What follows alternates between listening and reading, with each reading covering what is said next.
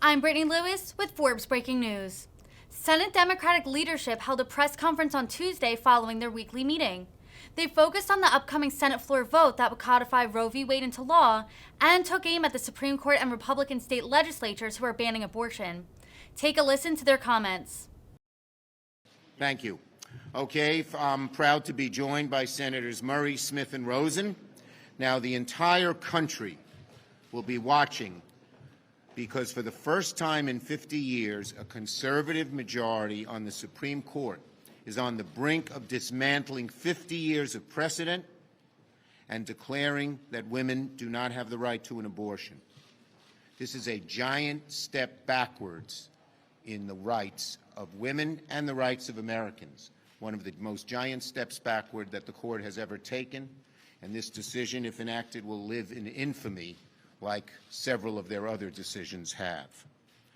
If the decision happens, tens of millions of women will see their right to have control over their own bodies vanish in the blink of an eye. Imagine 5 extreme justices telling 100 million American women how they should treat their bodies. The outrage among women is palpable and real, and the outrage directed against this court is deserved.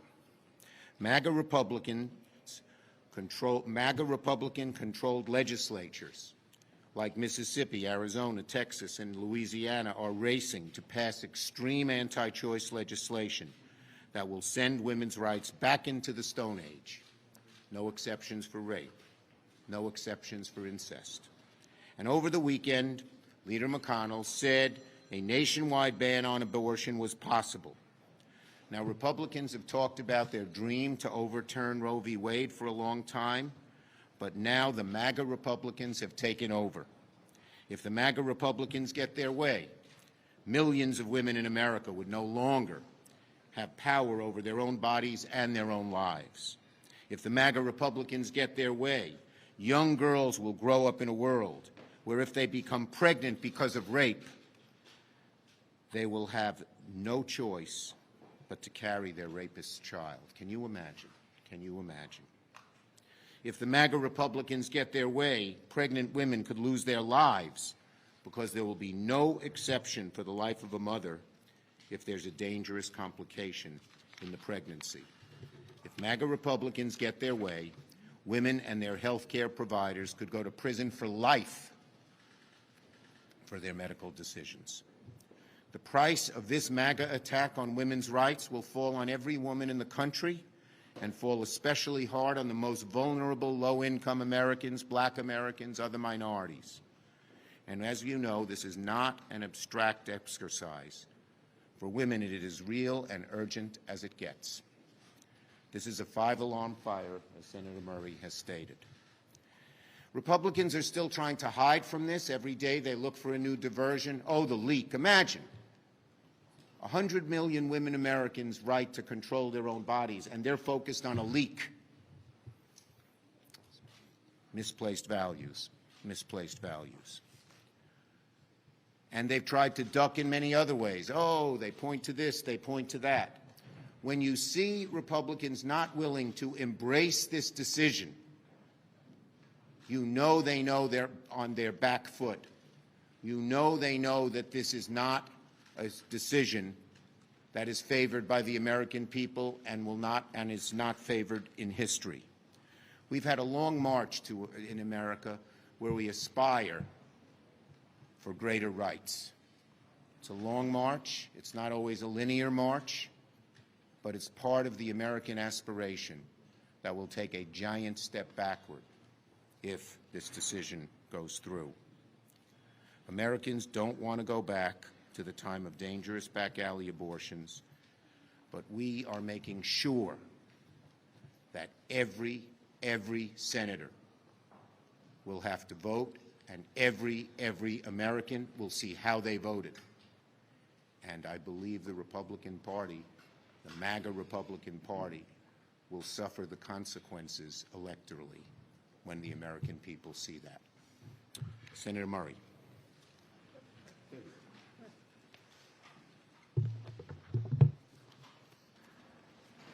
Thank you. Republicans have worked day in and day out for decades on end to overturn Roe v. Wade and end the constitutional right to abortion, which of course will not stop abortions. It will just stop safe abortions. And now the Supreme Court that they push so hard to fill with far-right anti-abortion judges is about to do just that. But this week, they keep trying to distract from the issue at hand, as if anything could possibly distract women across the country from the heartbreak and the outrage of knowing our daughters and our granddaughters could have fewer rights than we did. Let's be clear, Republicans want to force people to stay pregnant. They want to force them to give birth regardless of what that woman wants and regardless of her circumstance. Republicans want to take away people's ability to control their lives, their families, and their futures. It is overwhelmingly unpopular and unthinkably frightening. There's just no distracting from that, and certainly not if Democrats have anything to say about it. That's why we are going to hold a vote tomorrow on the Women's Health Protection Act. What this bill does is simple. It follows the Constitution and nearly half a century of precedent and gives patients the right to get an abortion no matter where in America that patient or doctor lives. When we vote on this bill, every single senator is going to have to go on the record as to whether they want to take their constituents' rights away. Republicans are going to have to go on record as to whether they want this to be the first generation of American women with less freedom than their mothers.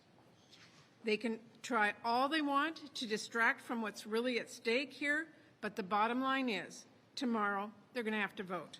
And when they do, women across the country whose rights are at stake, whose lives are at stake even, will be watching closely.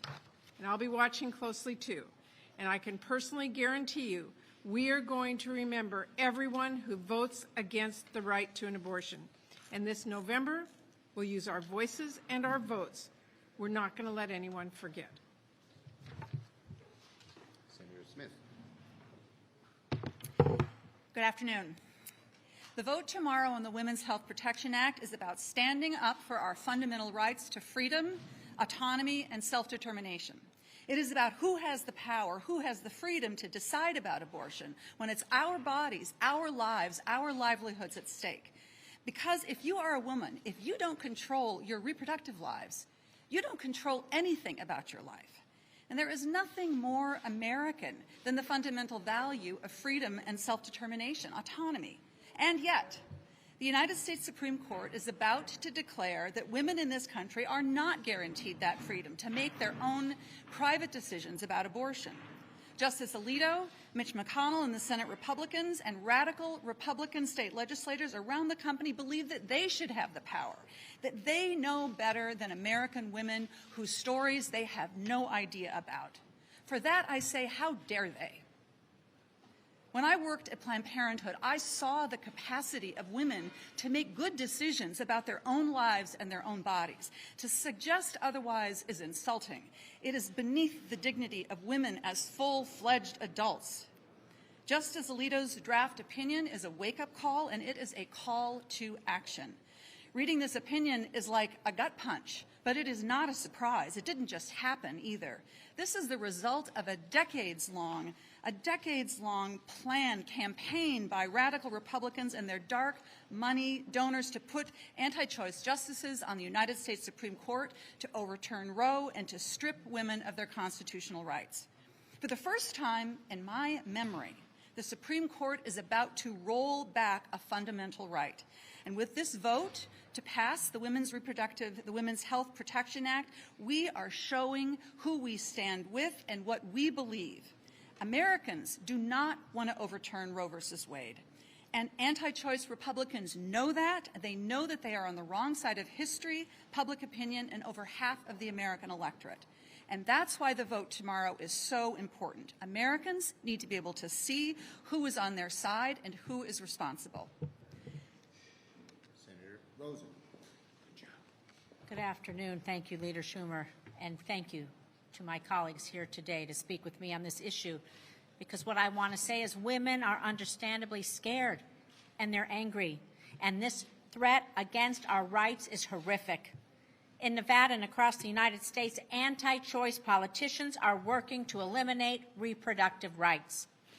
Make no mistake, this will cost women's lives. This is why we need to pass the Women's Health Protection Act to ensure reproductive rights for women in all 50 states. If Republicans get a majority, they will pass a nationwide ban on abortion, endangering both a woman's life and her liberty.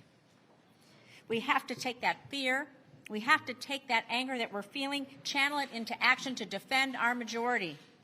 We have to elect more pro-choice senators. We're not living in a hypothetical.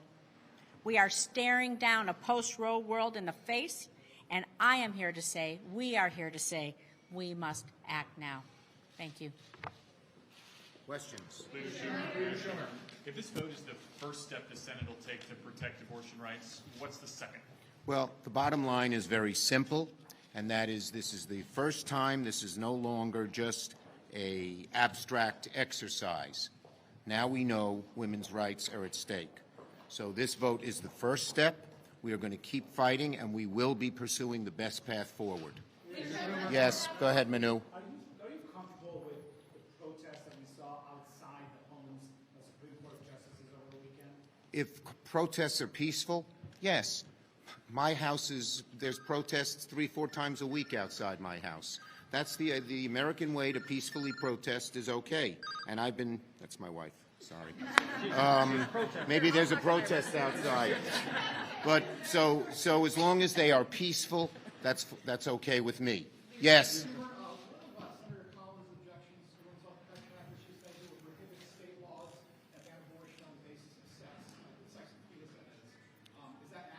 I don't even say that again.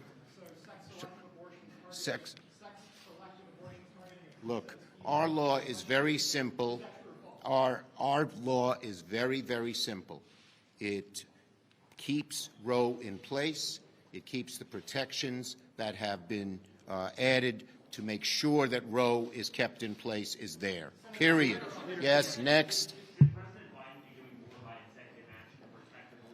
Well, I know he's meeting with a group of people today to discuss that, and we'll see what comes out. But if he can find executive actions that work and are legal, I would certainly welcome them. Leader, yes. Can you provide an update on the effort to ban congressional officials from trading stocks?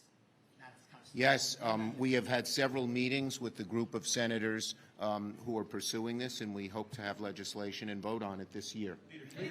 Last one. Go ahead. Look, the bottom line is very simple. The House will pursue COVID legislation. They're first doing Ukraine, then they're doing COVID. We'll see what the House sends over. The bottom line is very simple.